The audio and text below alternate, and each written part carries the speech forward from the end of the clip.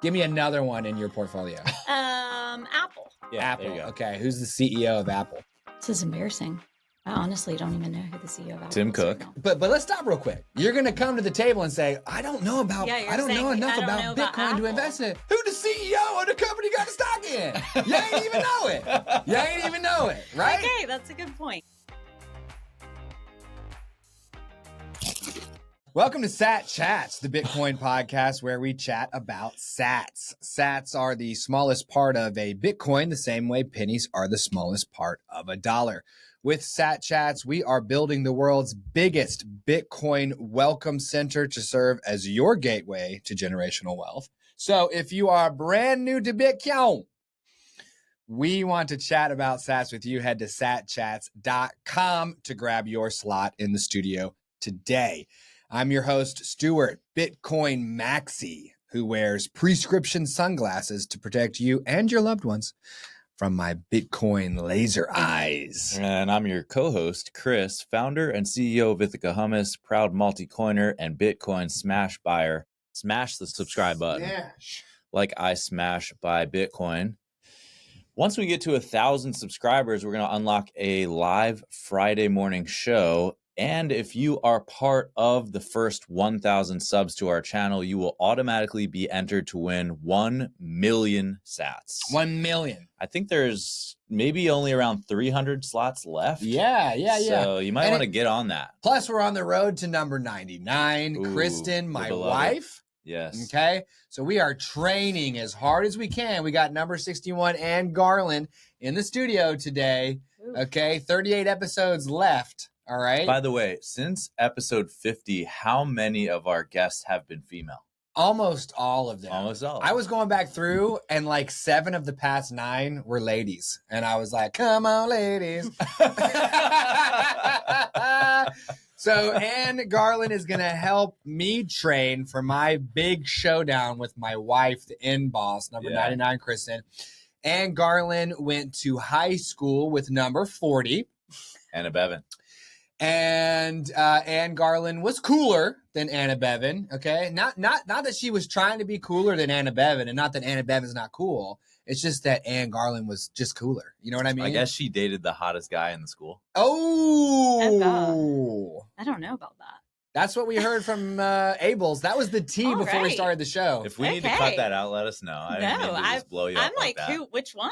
Yeah, because I was like, but I didn't go. I didn't go to that school. That's what I said to her. I was like, I went to Broad. Yeah. So that confused me. Yeah. You know, It did, temporarily. yeah. So you went to high school with Anna Bevan. Yep. And you've got this is gonna be all you Raleigh girls out there, especially all you North Raleigh ladies. I see you. Okay. Anne Garland is responsible for the Dirty Mahj Collective. She's the founder. That's right. She's the founder. Founder and CEO. Co-founder and co-CEO of the Dirty Mahj Collective. Yeah. Which is a Mahjong company. We sell tiles that have a dirty, fun spin on them. What do you mean by dirty? So think of it like playing like a dirty deck of hands. Like it's the same game. It's just our imagery is fun, raunchy, dirty. Yeah. Yeah. So we're gonna see if we can make that happen for North Raleigh here, because I got to see the tiles myself, and I was like, these are a lot of fun. Yeah, we do events and we sell the tiles. We actually came out with a mat. So yeah, we're all into the Mahjong, the Dirty Mahj. Why is Mahjong so popular among women in Raleigh right now? I mean, I'm talking about Kristen is playing Mahjong 1 to 3 times a week. What? Yeah. And I'm talking about like it's on a weekday evening, on the weekend. I mean, it's like all over the place. And she's got a card that's like telling her, okay, get yourself some wins or some seasons. I'm like, yes. What is? I'm over here with I got my Magic the Gathering collection. I'm like, yeah, dude, I'm gonna build a new commander deck around Death Touch. But then I'm like, what are you doing, you big nerd, with your Mahjong tiles, loser? So why is it so? You know what I mean? Yeah, I mean, it is a super fun game. I would compare it to kind of like the new modern day bridge. Where it's a way for you to use your brain, exercise your brain, but at the same time be social. Have a glass of wine while you're playing Mahjong. instead of being physically active, go sit and visit with your friends, but have something to do instead of just like sit around and chat about nothing. One game is like, once you start being able to play, it can be anywhere between like 20 and 40 minutes. That's great. So, we sit down and we play a couple of games, but it's also just like easy to get one game in maybe. And yeah, I mean, I think it's super fun. Now, is China invading our culture with their game? Good question. Yeah. You know what I mean? The dang chase here. What do you say to that guy? Well, I would say that it's been in America since like the 1920s, actually. It was super popular with Jewish women in New York around that time. They are kind of the original ones that made it like the American Mahjong. So the version that we play is called American Mahjong, which is actually different from the traditional Chinese Mahjong, which the rules are different, apparently. I mean, I've never played the traditional Chinese version, but yeah, so it has been around for quite a while, but it is starting to become just like culturally popular with women that are like aged 25 to 65. Okay. So, sounds like you know a lot about Mahjong and are just doing it up big. And it's so big right now, like you're right there where you need to be. I know, great timing. Yes. How much do you know about Bitcoin? A little to nothing. But I'm very interested in learning more about Bitcoin and wish I were more educated on Bitcoin. Why are you interested in learning more? Because the little I do know is that, there is a huge opportunity to have financial freedom. I mean, you guys were talking about building generational wealth through Bitcoin. Like, I hear that stuff, but I haven't been educated enough to be like, okay, you know what? I'm going to sit down and buy some Bitcoin today. And like, I'm going to go all in and build out my wallet and all this stuff. And I feel like that is very true for a lot of women.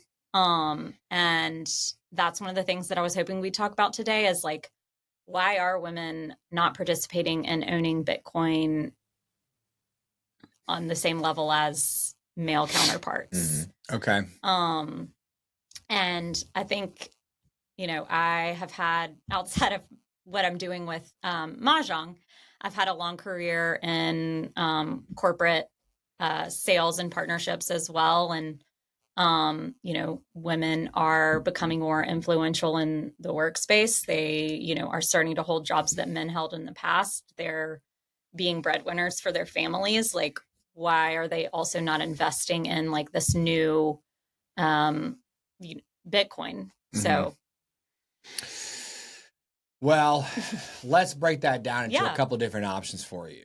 What I heard was, sounds like there's an opportunity to create generational wealth. I also heard, how come women aren't getting involved as much as men? And there was kind of a third, which is, women are earning more and doing jobs that guys used to do because, surprise, they're better at it than we are. And so, like, if they're going to be reaching those levels that when a man reaches those levels, he's like, okay, now I need to go financialize. I'm going to go become a Wall Street guy and I'm going to have like stocks on my phone. And when it's green, it's like, woo, and when it's red, it's like, ooh, like, so how come that moment isn't triggering for them as well? So which of those three options do you want to talk about first? I guess maybe the first, the generational wealth. Okay. It's up to you though. No, it's good. It's good. Start wherever, because I'm coming in here pretty baseline. Yeah, I like that. That's good. So why does Bitcoin create generational wealth? What do you think, Chris? Well, it's the best store of value that we know of. And historically, over the last 10 years, we have data that supports that. Which is a pretty broad statement, but then you can kind of get into why is that true? And one reason is that it's decentralized. So there's no owner of Bitcoin. There's no government that controls the price. No one can make more Bitcoin, which gets me to the second point, which is there's a limited supply of Bitcoin. The supply of Bitcoin is capped at 21 million. So unlike the US dollar and our monetary policy here in the United States, which runs on inflation and printing more money, things getting more expensive, Bitcoin is deflationary. So as we go on in time, the new supply of Bitcoin that enters the system gets less and less and less and less. So the supply is going down, and at the same time, the demand is going up. So it's almost, some people like to say like it's like the value of Bitcoin is like programmed to go up over time. And over the last 13 years, 14 years, how long has Bitcoin been around for? 16 years. That's proven to be true. So that was kind of the idea, and we've got 16 years now of data showing that it does in fact go up over time. So it's a great hedge against things like inflation. And you know, you can kind of think of it as digital gold, but like gold's got some downsides. It's not easy to ship somewhere. You can't really take it with you. Bitcoin you can take anywhere in the world as long as you have your seed phrase or your password memorized or on a little piece of paper. You can take Bitcoin anywhere with you. So it's got all the properties of hard money, and we can talk more about what that is. But that's kind of some of the top things that come to mind for me. So let's chill right there for a second. How did that make you feel just to get that little dose of information? Good, but still like, okay, what's in it for me? Like more than just like understanding the basics of what Bitcoin is and like, you know, the analogy of comparing it to gold. Why would I choose to invest in Bitcoin over all of the other investment options that are out there for me? And I feel like, again, there's like less information available. So maybe that's why women are more hesitant, because as a woman, I feel like I tend to want to know all of the details about something before I do it. Oh, man. And I think that that's a common trait for women. Yes. And there's like not a lot out there that is like demystifying it in this way that makes women maybe feel comfortable with investing. And I would like to see that change because I'm interested in it, and I feel like other women are interested in it as well. So let me digest that for a second, because what you just said is exactly as Amanda said. And Amanda is a lady who's trying to get more women into Bitcoin. She came on the show a couple episodes ago.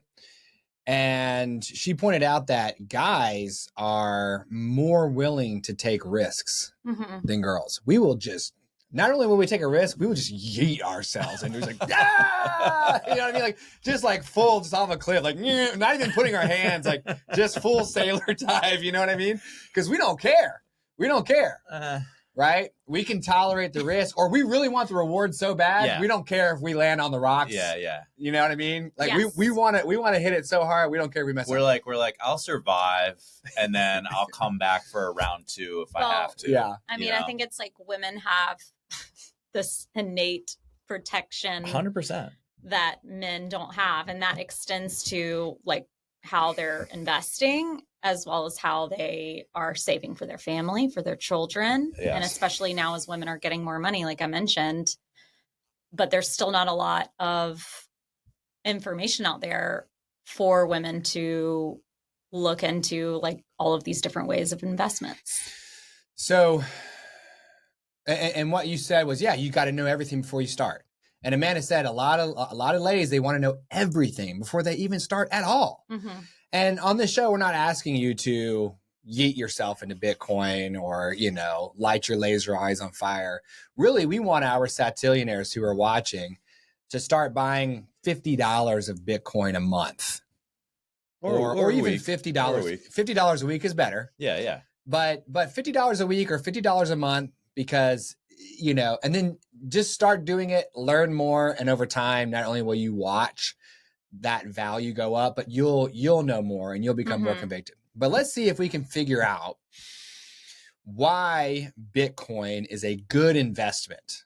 So let's talk about the investments that you think of when you think about, oh, I've made some cash money in that corporate space, and now I need to go invest, right? First of all, let's start here. Why would you even invest money that you've made into something? To diversify the ways in which you are building your wealth. Okay. I mean, but isn't your money like great? And if you just park $30,000 in a savings account, it's good, and you can come back to it later when you need it. Like, why do you need to put it in a stock or a bond or anything like that? Because the opportunity for you to grow that amount of money is bigger than just sitting it in a bank account. Although there is some risk, obviously. So, you know, like we're talking about purchasing stock, you know, traditionally, which is a huge way that I invest my money. Okay. And then, yeah. Okay. So you think about stocks when you think about investing. I do. Mm-hmm. I think about stocks. I think about buying property. Okay. Real estate. I mean, other business ventures as well. Yeah. So let's think about this. You know, do you feel like you can afford to put your money into a savings account, or do you feel like you do need to invest it because you aren't going to be able to buy as much with that money later because everything's getting more expensive all the time? Yes. Yeah. Yeah. We were at Chris and I, we went to dinner Saturday with our families, and Chris picked up the tab for dinner. Appreciate that. So I said, okay, ice cream's on me, right? Because the Old Norse economy is a gift for a gift. So we go and we get ice cream, and it's massively chaos. He's got small kids. I got medium-sized kids. They're getting cones, cups, whatever.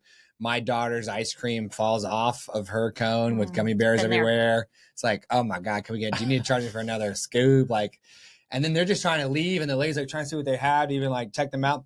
So once I'm done paying for all the ice cream, this like 60 to 65-year-old lady gets to the register, and she has a small cone with a small amount of ice cream on it. And she looks like she's a boomer near the end of where the boomers start to turn into Gen X. The younger lady rings her up and says $9.20. And the lady goes, $9.20? And I could hear in her voice that she couldn't believe a small amount of ice cream on a small cone would be over $9. That jonks should be like $3 maximum, right? But it's $9. Why? Things are getting more expensive over time. And we don't have to treat why right now, but it is important to remember that part of the reason why you feel the need to invest, whether you know it or not, is because somewhere deep down inside you, you know that your money isn't good enough on its own. Yeah. So we need to buy a lot of that $9 ice cream. Yeah. It's insane. It's insane. That is crazy though. Yeah. The stuff costs so much now. Yeah. So wild. That's just an ice cream cone. I mean, project that across everything else in your life. I mean, has it tripled, quadrupled since we were kids in the 90s? I don't know. Anyways, so you got to do something with your money, because if your money's sitting there, you're losing purchasing power. So let's go invest it so that my money can make more money, so I can offset how much everything is going up, right? So you talked about stocks, you talked about homes. So is a stock a good investment? Well, I mean, if you pick a good one and you park it there long enough, it works out. If you bought Apple stock in the 80s or 90s and you just held on to it, that'd be great. Microsoft, Google. I mean, if you picked Kodak, that might hurt. Yeah. Right? So you have to know which company to pick. And I should also stop here and ask you, because number 7, Sarah, she was a bit of a trader. And she liked to beat bop, day trading. skibbity scop. Kind of, yeah. Not to the level of a day trader. Trader. I didn't think you meant traitor. Yeah. I thought at first, but yeah. No, not treasonously introducing a foreign board game into my culture. Okay, somebody who trades stocks. So she liked to skibbity bop on her mobile phone, a little bit of crypto coin, a little bit of stocks, all that kind of stuff. Yeah. When you think about stocks, are you buying them and holding them, or are you like, are you that guy where you're like, oh, bro, it's all green on my Apple stock app? Mm-hmm. No, definitely not. Holding on and long term. Yeah. Okay. Sales. I should add my dad as my financial advisor. He's a financial advisor. So, I do have him helping me with what stock I should buy. Has he recommended Bitcoin to you yet? No, but I did tell him I was coming on here and he's like, well, let me know when it comes out and I'll watch it. Okay. I was like, yeah, I'm going on this Bitcoin podcast. And he's like, do you know much about Bitcoin? I was like, no. He was like, where are you going? I was like, that's the point. Yes, that's the point, Dad. Yes. And we're gonna watch Dad closely because we might have to fire Dad if you hadn't asked for Bitcoin yet. Come on now. You should bring him on here. We'll be like, Dad, what's the matter with you, Dad? Yeah. Okay. So we're trying to financially advise your daughter. What's going on here? Mentioned Bitcoin one time. Yeah. One time. Yeah. So he advises you on which stocks to pick. Correct? Yes. Okay. Mm-hmm. All right. And what would you estimate is the rate of return for you? Okay. Well, it depends. Okay. Like, are we talking annually or? Yeah. Are you making, is it an average of 3%? Is it an average, I think the S&P average over any significant amount of time is 7%. Yeah, I would say more than that. More than that? Yeah. 9%? Yeah, maybe. 9%. Right. Not 11%. I don't know. I would need to run those numbers. But it depends over what period of time. Over Let me what ask you period this. of time am I selling them? And okay. Yeah. When did you start buying stocks? I mean, years ago. As a baby. As a tiny baby. Tiny baby investing in stocks. Myself looking into it. Yeah. As an adult. All right. Was it 200 million%? No. Okay. You did not get a 200 I know million that. I can say that return? with confidence. Okay. Would you like a stock that returned 200 million%? Of course. Okay. You need some Bitcoin. Okay. Well, I'm sold by that. You know what I mean? Yeah. Bitcoin as an investment has outperformed every other investment every year since it's been out, period. For the past 16 years, it's been the top performing asset 16 years in a row. And you know what's going to be the top performing asset for the next 16 years in a row? Bitcoin. It's going to be Bitcoin. It's going to be Bitcoin. I got it right. It's going to be Bitcoin because Bitcoin is so useful for the future that it is gangbustering over all the old, dirty 20th century nonsense that we used to use as vehicles for our money. So do you really need to know what Bitcoin is if all you want is to find the best investment possible for your money? Do I really, are you asking me to feel comfortable in investing it? Do I really need to know more than that? Yeah. I guess if we're talking about what, investing $50 every week or every month, no, let's kind of experiment and see what happens. If this is, what the stats are and what we're looking at, then let's kind of get out there and see what happens. Yes, because the risk of $50 a week is almost nothing, especially in a world where your little bitty ice cream's $9.20. Yeah, just cut back on your ice cream for the week and buy some Bitcoin. The four of us can go through Chick-fil and that jonks be 50 bills. You know what I mean? It's crazy. It's ridiculous. So the risk is not really there. So if it's I need to know everything about this before I start because it's so risky, it's not that risky.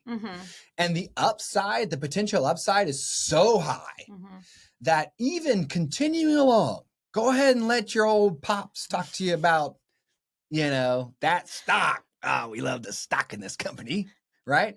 And you can put all of it in there, but just $50 a week, and $50 a week over 52 weeks is how much? $2,500. $2,500. Okay. It's not it's a non-zero sum. I mean, that's That's a good chunk of change, but in little baby slices, it's not that big of a deal. And you could end up over a 3 to 4 to 5 year period have 6 figures in return for that. And they've conducted some studies where they kind of say, well, hey, what would happen if I bought $50 a month of Bitcoin? And they put $50 a month into a savings account, $50 a month into gold, $50 a month into Bitcoin. And they did this for, I think it was 5 years, because that's 600 times 5. Yeah. They did it for a 5-year period. So it was a $3,000 investment into each of those items. The $3,000 in savings at the end of the 5-year period was $3,000. And it actually was less than that because it bought you less. Well, it was $3,000. It was $3,000. The value of the dollar had gone down. Yeah. Oh, gotcha. Right, because ice cream was $6 when they started putting $3,000 away, and now it's $9. The gold was $6,000, so it doubled in value. It's pretty sweet, right? Your stock portfolio did not jump up 100%, or you would have said 5 years, so. yeah. Right? So gold, dang, gold, what's up, gold? Bitcoin, $250,000. What's up, Bitcoin? I mean, give me a break. The money you're going to blow on something worthless that's too dang expensive in today's economy anyways could turn into $250,000 for you. And that's $50 a month. We were just talking about $50 a week a second ago. Think about $50 a week. Ooh. So you don't have to know everything about it to get started buying a little bit of it. And let's get a quick reality check real quick. Give me the top 3 stocks in your portfolio. That's a good question. Name any stock. I mean, Salesforce, because... Okay. You have Salesforce. Okay. That's cheating because you work there and you already know the things I'm about to answer you. Give me another one in your portfolio. Apple. Yeah, Apple. Okay. Who's the CEO of Apple? Oh, God. This is embarrassing. I honestly don't even know who the CEO of Apple Tim is Cook. right now. But let's stop real quick. You're going to come to the table and say, I don't know enough about Bitcoin to invest in it. Who the CEO of the company got the stock in? You ain't even know it. Right? Okay, that's a good point. Right? But lots of people. It's just like the name and that. And plus, you trust your dad, right? You have this relationship. Yeah, I mean, that's really it. There. Like, you're like asking me the stocks. I'm like, I mean, my dad like kind of manages it. And Bitcoin's just this completely foreign thing. It's on another planet, and you're just like, how do I even it's not in your everyday either. Right. Like, so these stock names and a lot of them that people invest in, it's like Apple. Like, okay, I have a cell phone. I have a computer. I have all of these things. Like, we are so consumer oriented around, a lot of the companies that we're investing in. It feels less risky it's more tangible than something that is completely intangible. Right. But who's the CEO? What was the most recent earnings report? Are they finding enough rare minerals to continue producing the phone? You're not evaluating the risk at all of that investment, right? But to your point, we do see it everywhere. That's a good point, Stuart. At the same time, so many people have verified that Apple is legitimate. It's not a scam. Apple produces real phones. They actually work. They take all your data. It's impossible to be private. They're terrible, but they're everywhere and people love it, right? So you can rely on that because other humans, up to and including your dad, have said, yep.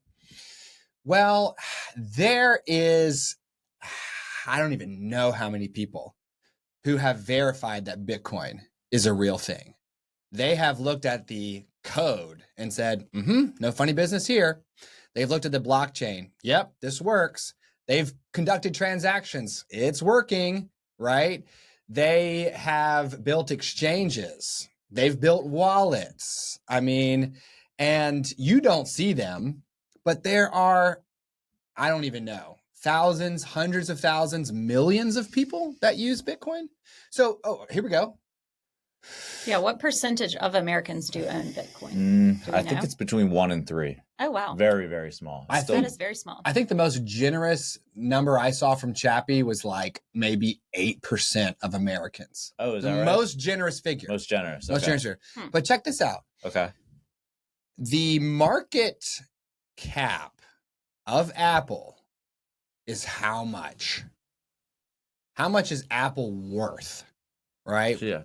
Is it 1 trillion? No, I think it's like 3 I don't trillion. know. 3 trillion. I'm pretty sure. Look up the market cap of Apple real quick, right? Because Yeah. part of how you can determine whether something is safe is, well, how big is it? Mm-hmm. How big is it, right? You're not investing in a company who is worth $2,000 Right. with $10,000 of your money. You're like, this thing's it's a $3 trillion business. I'd be shocked if it were 3 trillion. But it's big, it's visible. A ton of people are using it. A ton of people have verified it. A ton of people are vouching for it. All right, it's 3.87 trillion. 3.87 trillion. Okay. What is the market cap of Bitcoin over here?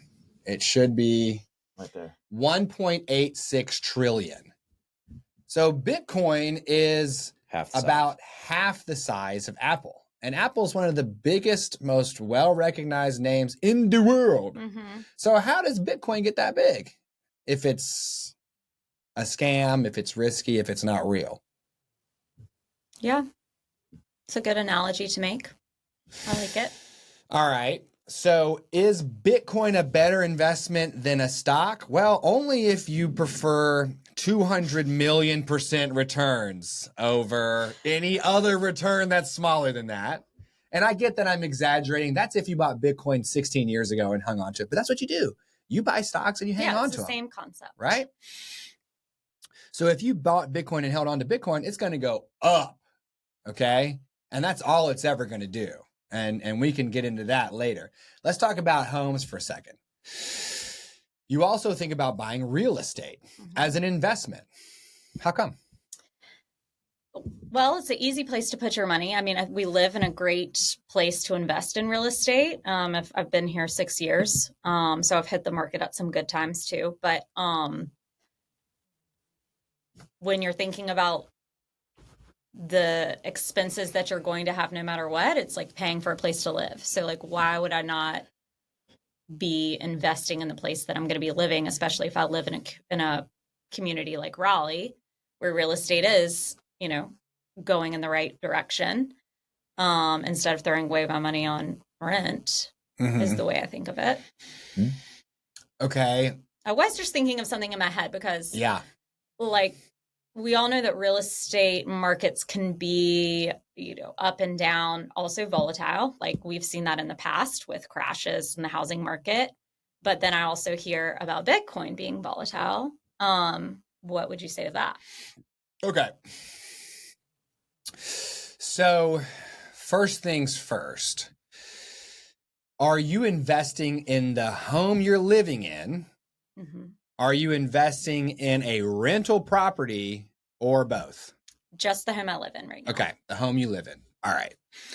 Now, you're planning on hanging on to that home for how long? Well, considering we bought it in, 2.5 years ago? Mm-hmm. I will be there for quite a while. Mm-hmm. Until there's some reason for us not to. It's, good family home. We bought in a neighborhood that we like. Our mortgage payment isn't going to get any cheaper than it is. Right. If we move today. Okay, so you like where you live. Yes. The home works for your family. Mm-hmm. You don't have any plans to sell it anytime soon. No. Okay. Now, 2008, 2009 financial crisis happens again. While we're taping this show, we're done. We're like, great show. Oh my gosh, she stacked this ass. We check our phone. Meltdown. Okay. Everybody's upside down in their home. All right. We're screwed. We did it again, guys. We messed up all over again. And the value of your home goes, ew. Right? Yeah. Are you going to panic and sell it? No. Right? Because you like it, it works, and you're planning to hang on to it for a while. And you know it's going to come back. Yeah. You know it'll come back. Same. Okay. Right? The volatility of Bitcoin only matters if you're trying to double Dutch. I'm going to buy it, then I'm going to sell it, I'm going to jump in, I'm going to jump out. If you're buying $50 a week, it don't matter if it go up, it don't matter if it go down, nothing. Yeah. The last time I looked at the price of Bitcoin was November when it was pumping major and I was on fire watching it skyrocket from the low 60s where I bought it to 109. I was So but I don't care if it's high, medium, or low, because every week Bitcoin Well sends me $54 worth of sats every week. Zoop, zoop, zoop, zoop. Because 5 years from now, it's not going to matter. The volatility here is hilarious when you zoom out and that now it's up here. Yeah. Because back in the day, the volatility was like, oh my God, it's $100. It's $1,000. It's back down to 100. It's 1,000. Oh, we're all dying. And then LOL, you zoom out. Now it's 100,000. So why do you think that there is that like perception, or why are people putting that on Bitcoin and saying like it's volatile if because like to your point, like of course you're holding on to this. I mean, some people are trading super quickly, like, oh yeah. And so is that like where that is coming from? I think people are putting that onto Bitcoin because fear is false evidence appearing real. They just feel like Bitcoin isn't real. They feel like it's this weird internet thing. They don't know where it comes from. They've grown up with US dollars, the US stock market, and the US real estate industry. That's what they understand. Have they ever used shells as money? Have they ever used glass beads as money? No. Have they ever used gold coins or silver coins for money? Yeah. Well, maybe number 8 Keen. Anna Bevan's dad. No, I was saying no, they haven't. Right. Yeah, good right, point. Yeah. Right. So all we know is that, well, the only money there is paper. Right? Yeah. This paper is clearly worth something, right, guys? Because that's like, we all believe it, right? Right? So people some people, they're not ready to go from a car to spaceship. It's too big of a leap. It'd be like going back to the Civil War and be like, nice Gatling gun, bud. Here's a laser gun. And they'd be like, I don't know about that. Mm-hmm. Is that going to blow up in my hand? I don't get it. Yeah. It's too scary. Mm-hmm. Sometimes, it's too many leaps. It's too many leaps. So you look for reasons why you're not doing it, because you're wanting to rationalize, like, why am I not all in on this fad? Confirmation bias. Yeah. Just, I don't believe it, so I'm going to look for other reasons why I'm right in not believing it. And volatility is like the easiest one to point to. So that's what everybody. Yeah. And two things. It's only volatile if you're trying to get in and get back out. Right. Otherwise, it's only ever done one thing. Go up. That's all it's ever done. When you zoom out, there's no significant moment where it's it goes up, there's pullbacks, but then it goes up. Pullback goes up. So in the grand scale, it's only ever done one thing. But for all of our trader types, okay, who because now Bitcoin's on Wall Street, and they've packaged up Bitcoin into these vehicles that are called ETFs. And that's basically where they say, well, we bought this much Bitcoin and now you can buy shares of it. And we'll just write your name down and say it's yours. So that they can trade it, they can swap it, they can do options, they can do all that madness that they do on Wall Street. They can do it all with Bitcoin now. And they love the volatility.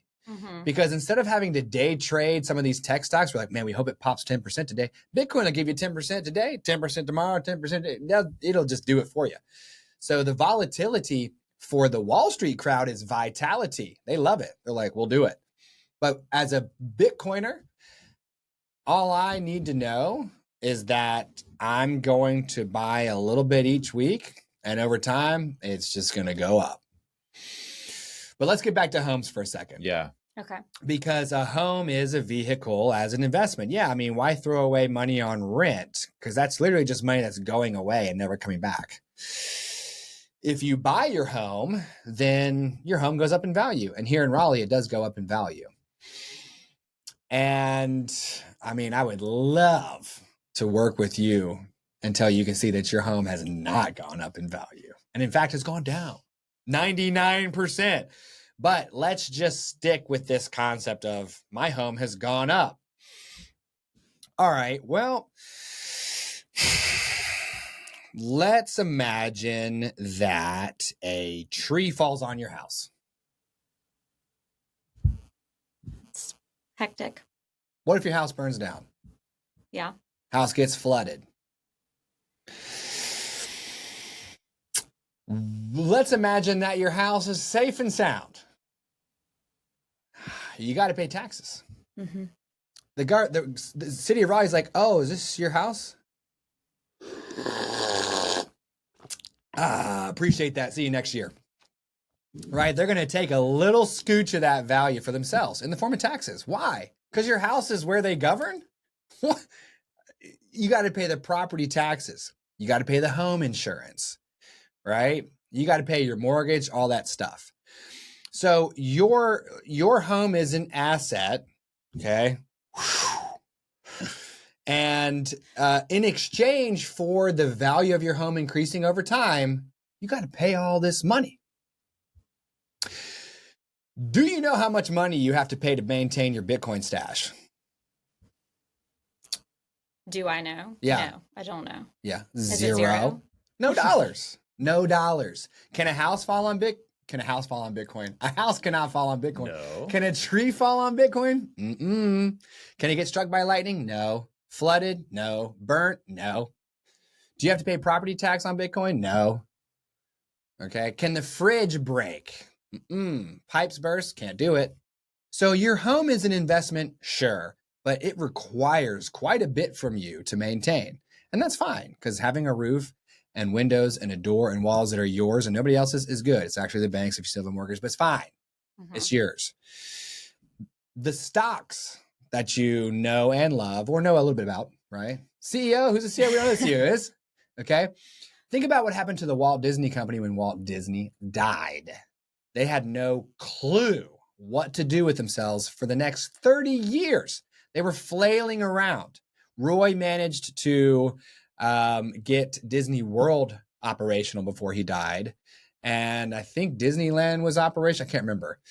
They managed to do some things, but like, think about Disney's animated films. There's like in the 50s when he was still alive, you had like Snow White, Cinderella, things like that. Then there's like nothing. And then it's like, wait, here comes a Little Mermaid. Here comes Aladdin. Like they were not knowing what to do. So a company, and you have their stock, things can happen to that company. Things can happen to that house. Can't nothing happen to Bitcoin. But more importantly, the returns on your home are this much. But they cost you this much. The returns on your stocks are this much. The return on Bitcoin is huge. The return on Bitcoin is comically large. Comically large. So let's stop there. How do you feel about Bitcoin as an investment? Not necessarily going whole hog, not necessarily selling all your stocks and buying Bitcoin or selling your home and just living in a camper and using to buy Bitcoin. But, 50 some odd schmilks a week. Like, I got to go sell my house, guys. I'll be back. And by the way, there was a Dutch man. He sold his home for $300,000. And at the time, he got 300 Bitcoin because one Bitcoin was $1,000. I think it was 2017 or so. And he was like, he had a wife and 2 kids. He was like, look, just trust me. Just trust me. He's like, babe, trust me. Okay. Now he comes back to buy the same house. That house he sold is not 300, it's 400. So the money he got from selling his own house 8 years ago wouldn't even buy his same house today. But that's cool. He has 300 Bitcoin, which means his $300,000 is now 300,000 times 100,000, which is 30 million, 300 million. I don't even know what. So you can sell your house, but don't do it. How do you feel about just like, how would you feel if you could just get a little app on your phone, you set up a little automatic, little $50, and you just watch the sats stack up week after week? Would you do that? Yes. Well done. Now. I liked the sigh of just like, your job, you did it. He did it. His answer was a lot better than mine, by the way.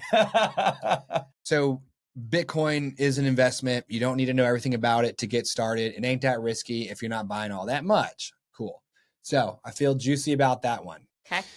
There is so much to learn about Bitcoin that we will never be able to fit it all into one chat about sats. We talked about Bitcoin as an investment today, but you also brought up a really good question, which is how come these ladies love that question. are not getting into Bitcoin? Yeah. How come it's just us dudes, And we've had women come on the show and say, well, we just think it's like Hot Wheels for boys. It's like just some dumb collectible. You know what I mean? Yeah. It's like Magic the Gathering collectible card game for guys, where it's like, why are you in your mid-30s and playing a kid's card game? Because it's fun. That's why. We've had some women come on and say it's just too dang risky. And we've had women come on and say, well, we had one literally say, I hate math and I hate finances. And we're like, ooh, well, Bitcoin's math-backed finances. So, so there's many reasons why women are not getting into Bitcoin. And I want to talk to you more about that. Mm-hmm.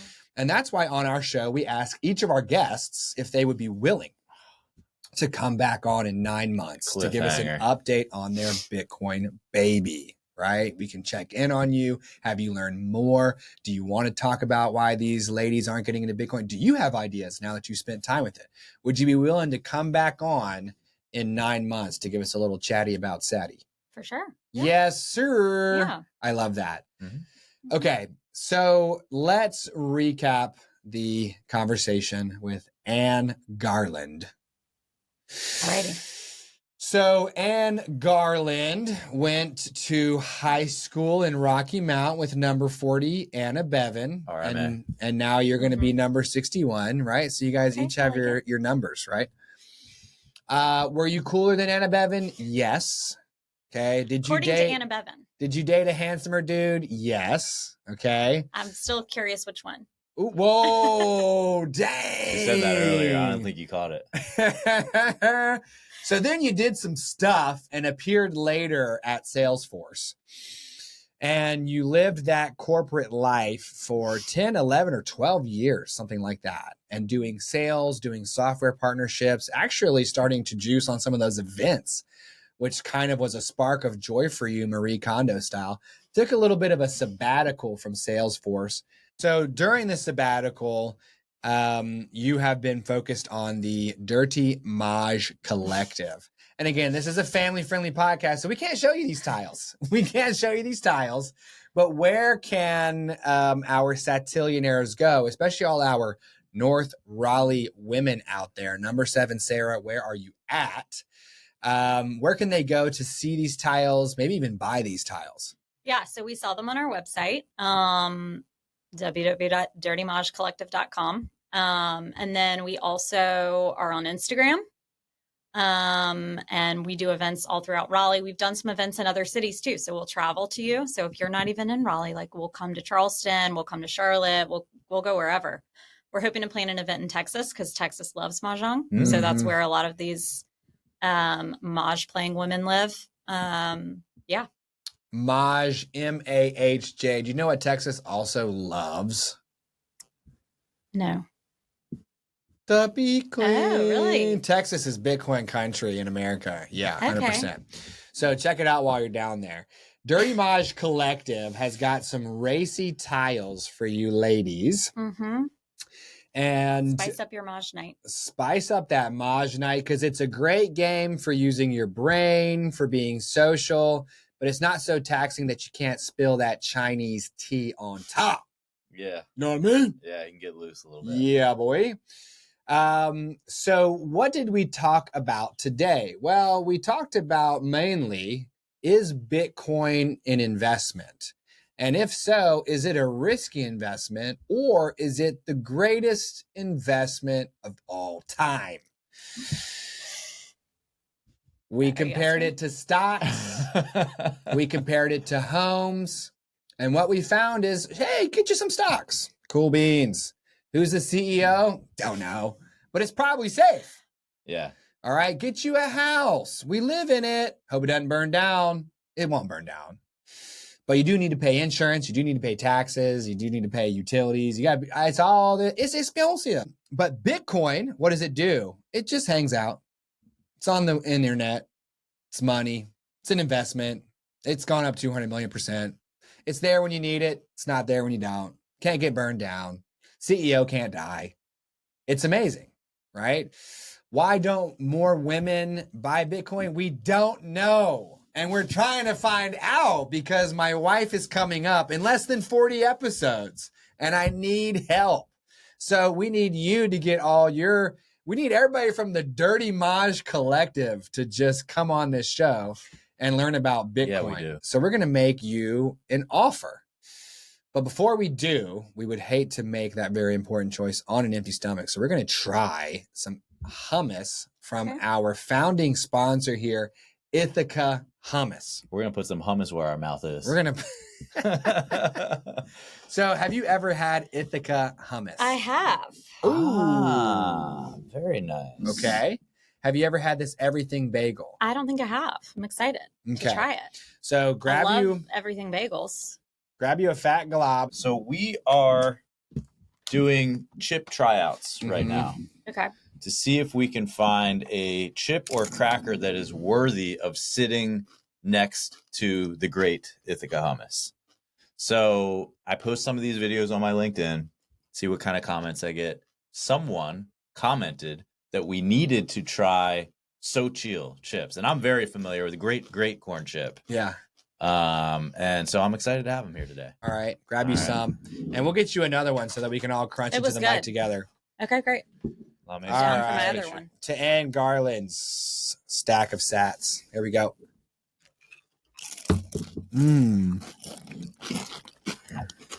Wow. Mmm. Sometimes our everything bagel, so every batch is different. All fresh ingredients, so you never know how acidic are the lemons going to be this batch, or so it can vary a little bit. Sometimes this one is a little bit too acidic for me, which you don't want with that savory everything bagel like umami taste. This one's good. I like it. It's good. Batch. The chip is salty. Yeah. Now this is the salted. This is the salted Sochiels, and we have unsalted Sochiels. I definitely think you need the salted. Yeah, I like salt. Me too. I like salt. Yeah. I mean, Who salt wants an unsalted chip? Yeah, nobody wants an unsalted chip. True. Somebody that's like just loves the U.S. dollar wants an unsalted chip. Yeah. This makes me want to go have Mexican food. Yeah. For lunch. You know what I mean? Yeah. Where the menu is just numbers. You're like, yeah, I'll take the number 42. You know what I mean? It's like 2 tacos and like a burrito and all that stuff. So that's Tasty Wasty. And this is yours. This will be yours. Awesome. You can take that home. Alrighty. We're also going to give you something else to take home here. Now, what is it, Chris? All right. Well, here on the Sat Chats show, we believe in value for value. So you came to the studio today, which we super appreciate, in-person guests. You gave us your time, some great questions. And so in exchange for that, as a small token of our appreciation, we'd like to offer you your choice between $50 US or $50 in Bitcoin. And I've got the Clark Moody Bitcoin dashboard pulled up right behind me there. And I can see that the exchange rate for one Bitcoin is $93,730. There's 100 million sats per Bitcoin. So that translates into 1,067 sats per dollar. All right. So 1067 times $50 is 53,350 sats. Okay. Or $50 as our gift to you. What's it going to be? I will take the sats. Yes, sir. Let's go. Anne Garland, come on. Yes. So you have brought our scoreboard, Anne Garland, to 56 who have chosen the Bitcoin and 5 who need a little bit more time. We're trying to get to 100 before we get to 10. So you are helping us to keep our streak alive. Thank you. I like it. Yeah, you talked about the Dirty Mahj Collective online, so we know where to find you. We'll put it all in the show notes as well. Yeah. This is the part of the show where we ask you for your value in exchange for our value. What do we value? Subscriptions on YouTube. And watch hours. Smash the subscribe button the same way Chris buys Bitcoin. Be among the first 999 plus one subscribers on YouTube for your chance at 1 million sats, not 50,000 sats like Anne Garland got to about 20x that amount. 20x. How do you feel about the million sats now that you see it's 20x what you just got? Yeah, I feel like that's a great prize. Yeah, I'm going to subscribe. Yeah. Got to subscribe. Yeah. Yes, sir. Don't be subscriber number 1001. That would be painful. I know. You'll also help us unlock a live show Friday mornings at 10 a.m. We'll all jump on YouTube and we'll chat about sats as a big old family of satillionaires. We're on the road to number 99, so send us every single Anne Garland you got. We'll take every single one of them. Yep. Okay? You can also support our show directly. Our lightning address is satchats@getalby.com if you're trying to zap them sats. You can go to satchats.com and sign up to be on the show because we need more people. Or you can support us directly on chain. Our Bitcoin address is in the show notes.